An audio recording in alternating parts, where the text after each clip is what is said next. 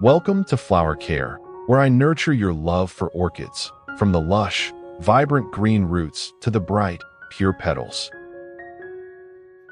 Today, I will share with you the secret to reviving orchid pots with rotten roots and stems, helping them recover strongly from each leaf and each young root tip. In addition, I also guide you on how to stimulate buds from dormant buds on the flower stalks, so that they sprout, develop into healthy orchids, and are ready to bloom brilliantly in the future. Let's get started. When your orchid is rotten like this, don't rush to throw it away. Stay calm. I'll show you how to restore the plant on the spot, helping the orchid to quickly become green and healthy again. First, we need to remove all the yellow leaves and rotten leaves. These parts are infected. If left for a long time, the disease will spread and kill the plant completely. On the contrary, when you remove them, the plant will be more airy, breathe easier, and speed up the recovery process. The next important step is to check the growing medium, because the growing medium is where the orchid roots live.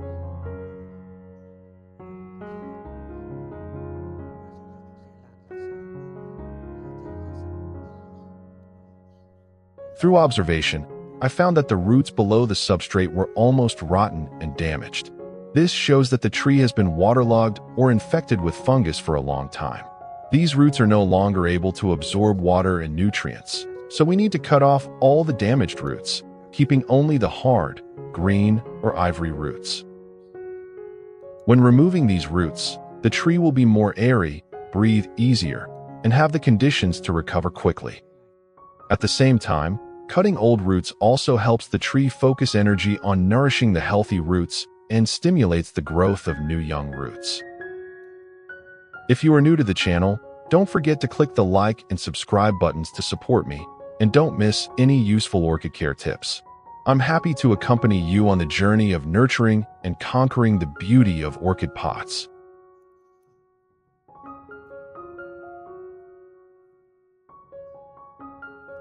If you see that the plant tissue has turned black or is soft, it is a sign of necrotic cells due to fungal or bacterial attack. You also need to cut off all the black tissue until you see the tissue inside is still fresh, firm, and has a light green or ivory color. I see that this part of the flower stem has also started to rot, so I will immediately cut off the damaged parts to prevent the spread to the main stem. However, if we observe closely, we will see that on the flower stem there is still a healthy dormant eye. This is a precious opportunity to propagate and create a new orchid. Therefore, I will only cut off the rotten part of the flower stem and keep the fresh green part of the stem with the healthy dormant eye.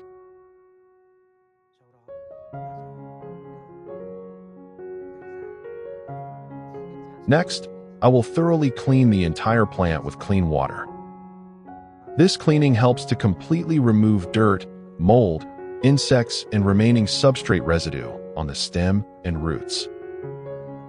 When the plant is cleaned, the cuts will be drier, reducing the risk of infection and creating the best conditions for healthy tissue to recover quickly. After cleaning, we will place the plant in a dry, airy place for a few minutes to dry naturally before proceeding with the disinfection step. For the part of the flower stem that still has dormant buds, I will use a very sharp and clean knife to make a flat cut just above the dormant bud. This will make the cut neat, minimizing the possibility of insects or bacteria entering the plant tissue. At the base of the flower stem, I will make a diagonal cut. The purpose is to increase the contact area when soaking in nutrient solution, helping the flower stem absorb nutrients better, thereby stimulating dormant buds to develop and sprout faster. Next, I will prepare a natural disinfectant solution for orchids. I use 1 liter of clean water as the base, and the main ingredient here is baking soda. Baking soda has the effect of eliminating fungus, mildly killing bacteria, and neutralizing the acidic environment around orchid roots, helping the plant to be disease-free while still being safe for young tissue. I use 1 teaspoon of baking soda dissolved in 1 liter of clean water. This is the right ratio to effectively disinfect without harming the plant. Then, I stir well until the powder is completely dissolved in the water. Once stirred, I will let the solution rest for about 15 minutes before using. This period of time helps the baking soda to dissolve completely, creating a stable and gentle solution. After letting the solution rest for about 15 minutes, when the solution is stable and safe for the plant, I will pour it into a clean cup for use.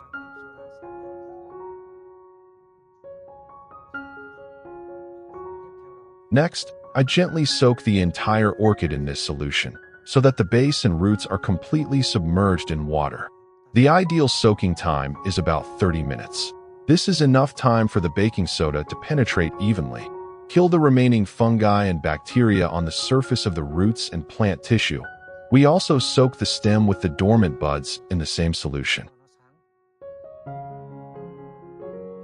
After soaking the orchid and flower stem in the solution for about 30 minutes, we will gently remove them and place them on a clean, dry surface. At this point, the plant has been completely cleaned and safely disinfected, so we will let the plant rest for a while before fertilizing. Now, I will prepare the natural organic fertilizer to help the orchid quickly recover and sprout new roots after being cleaned. The ingredients I use here are very simple but extremely effective, which are garlic and grapes. When these two ingredients are combined together, they create a natural organic fertilizer that both nourishes and protects orchids, and is extremely safe and environmentally friendly. In this recipe, I will use 2 cloves of garlic.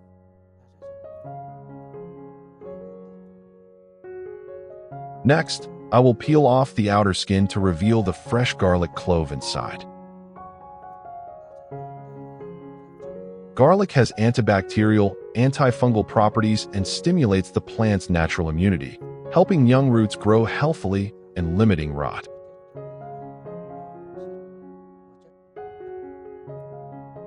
Next, I will use a clean, sharp knife to crush the tops of the garlic cloves. The purpose is to release the essential oils and antibacterial properties of the garlic. This is the part that has the strongest effect in preventing fungus and killing bacteria in orchids. Once the garlic is crushed, I will take advantage of the garlic juice and apply it evenly to the entire stem and base of the orchid. The garlic essential oil will help to eliminate any remaining pathogens, while stimulating the plant tissue to recover faster. In particular, this step also helps prevent bacteria, fungi, and insects from entering the new cuts, keeping the plant clean, dry, and safe throughout the recovery process. I also use the essential oil secreted by garlic to apply evenly on the entire flower stem and dormant buds. Garlic essential oil has very strong natural antibacterial and antifungal properties, helping to prevent rot and protect the young tissue around the dormant buds. When treated like this, the dormant buds will always be clean and dry, minimizing the penetration of bacteria while stimulating the cells inside to work more strongly, helping the young buds to germinate easily.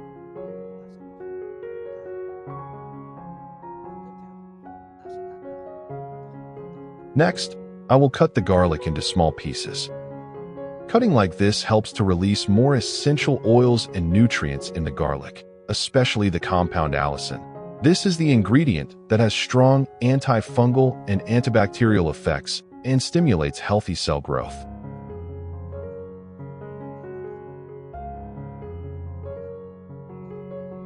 With this organic fertilizer formula, I will use 3 fresh grapes.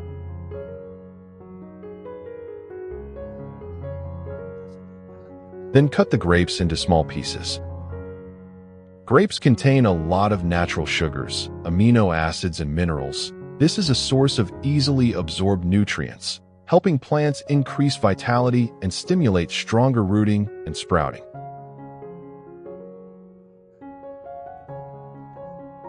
After chopping, I will put all the garlic and grapes into a blender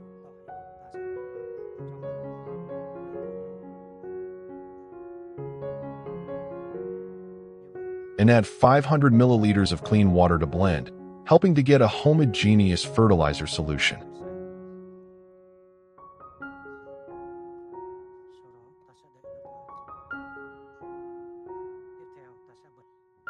When blending, you will smell the characteristic smell of garlic. At this time, the basic solution is complete.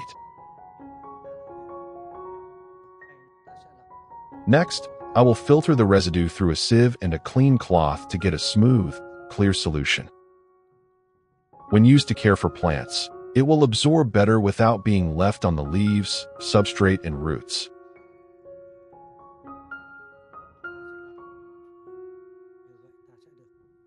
I will press hard on the residue to make the most of the remaining nutrients in the garlic and grapes to make the solution more concentrated. Then, I will add another 500 milliliters of filtered water to the filtered solution.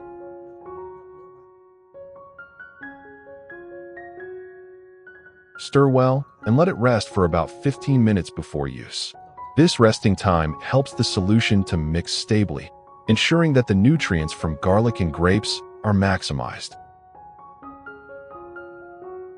After letting the garlic and grape solution rest for about 15 minutes and stabilize, I will pour a portion into a clean cup for use.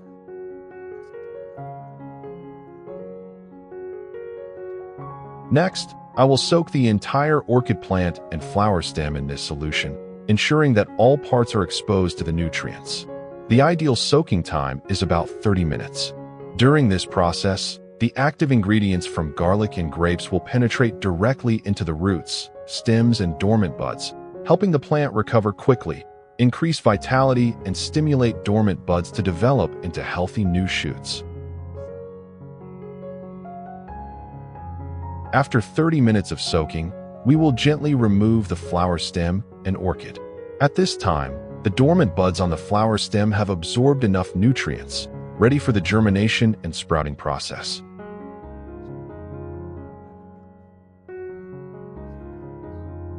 At the same time, the orchid has also absorbed the necessary nutrients, supporting the recovery process and restoring vitality to the roots, leaves, and stems.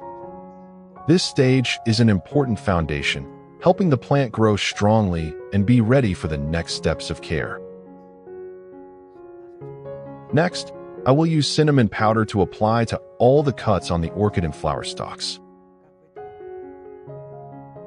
Cinnamon is a natural ingredient with very good antibacterial and antifungal properties, helping to protect the young tissues and cuts from bacteria during the healing process. What country are you watching this video from? Let me know in the comments below. It's great to be able to connect and share our passion for orchids from all over the world. Then we let it rest for one day to let the cuts dry naturally before germinating. After about one day, the cuts on the orchid and flower stem have dried. Now we will proceed to incubate. The incubating tools I use include a piece of floral foam, cut to fit the bottom of a clean glass vase, and a clean glass vase to support and keep the plant moist.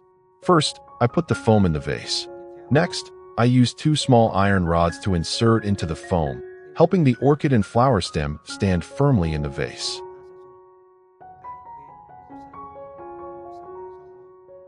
To fix it more firmly, I use 2 small clamps to hold the orchid and flower stem fixed on the iron rod.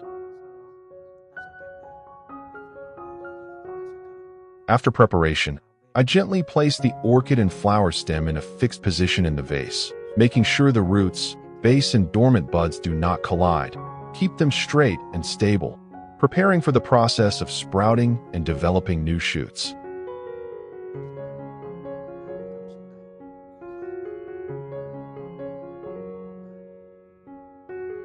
Regarding watering water, I use bottled water to ensure absolute safety, without impurities or bacteria that are harmful to orchids. When adding water to the vase, I only pour a moderate amount, so that it covers about half of the foam. Do not add too much water, because if the foam is waterlogged, the roots and buds may rot or lack oxygen, affecting the germination process. During the care process, when the water runs out, we can add a little bit more, keeping the foam moist but not stagnant. Next, I will use a lid with ventilation holes to cover the vase to protect the plant from insect attacks. Basically, this is a miniature greenhouse model, helping to maintain stable humidity and temperature around the orchid and flower stem. During this stage, we will place the vase in a cool and lightly lit place, away from direct sunlight. This environment helps the orchid to gradually recover after the process of pruning, soaking in the solution and applying cinnamon. At the same time, the dormant buds begin to absorb nutrients and slowly germinate.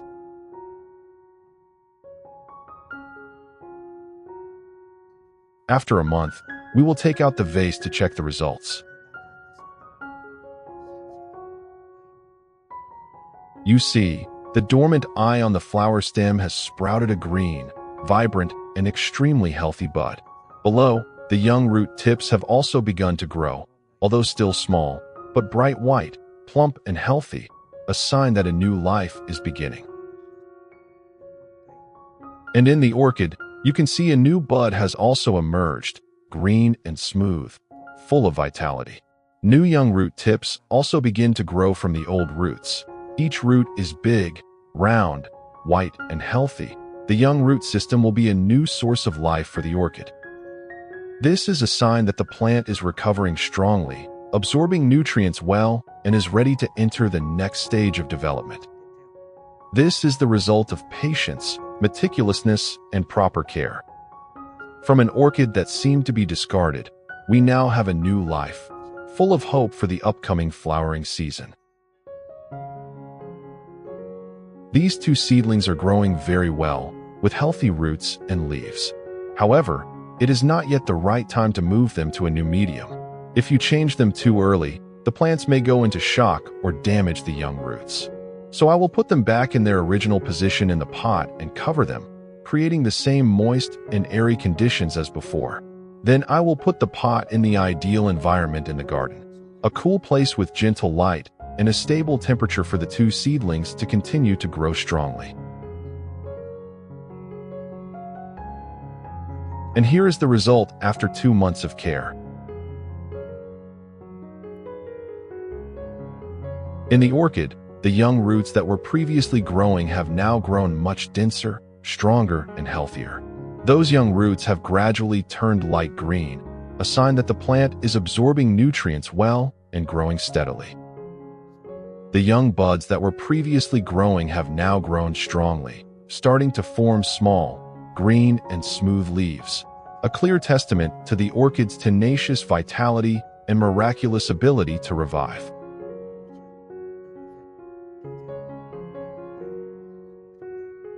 In the dormant eye, the young shoots have also grown strongly and are green.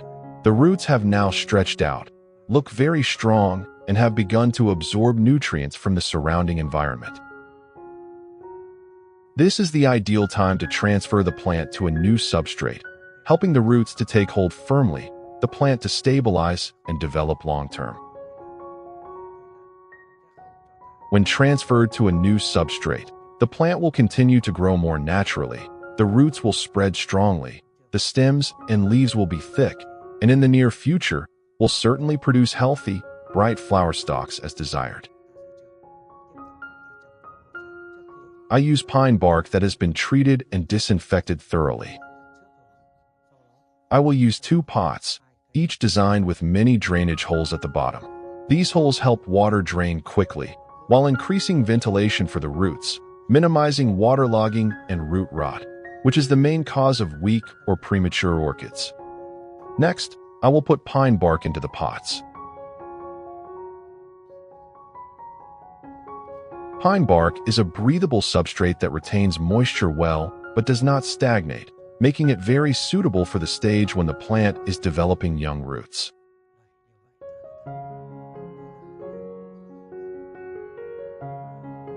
When planted in this substrate, the roots will easily adhere and spread, helping the plant grow steadily, healthily, and quickly adapt to the new environment.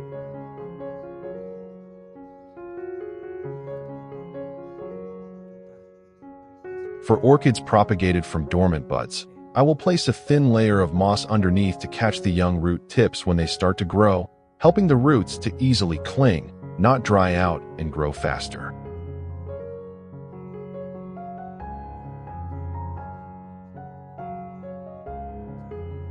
Next, I will add a thin layer of moss on top of the substrate. This layer of moss helps keep the base and young roots moist, especially on dry days. Thanks to this layer of moss, the orchid will always have stable humidity. The young roots will grow evenly and quickly adhere to the new substrate. In addition to English subtitles, you can also enable automatic translation into your language to make it easier to understand the content. To display subtitles in the language you want, open the video, then click the gear icon, select Subtitles Automatic Translation, and then select your preferred language.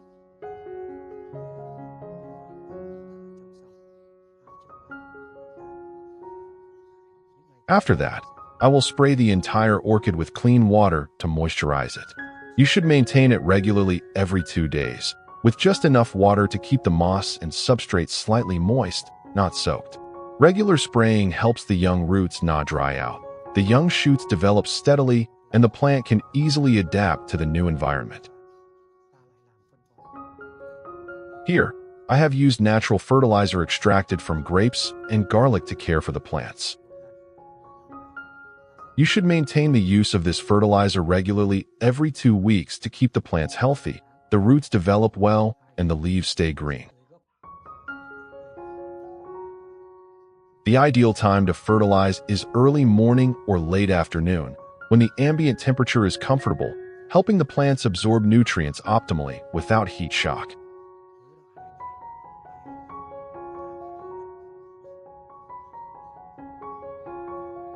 Then, we will place the orchid in the garden, in a well-ventilated place with soft light, but avoid direct sunlight. This helps the plant gradually adapt to the natural environment, stabilize the root system and young shoots, thereby growing healthy, green, and preparing for a new growth stage.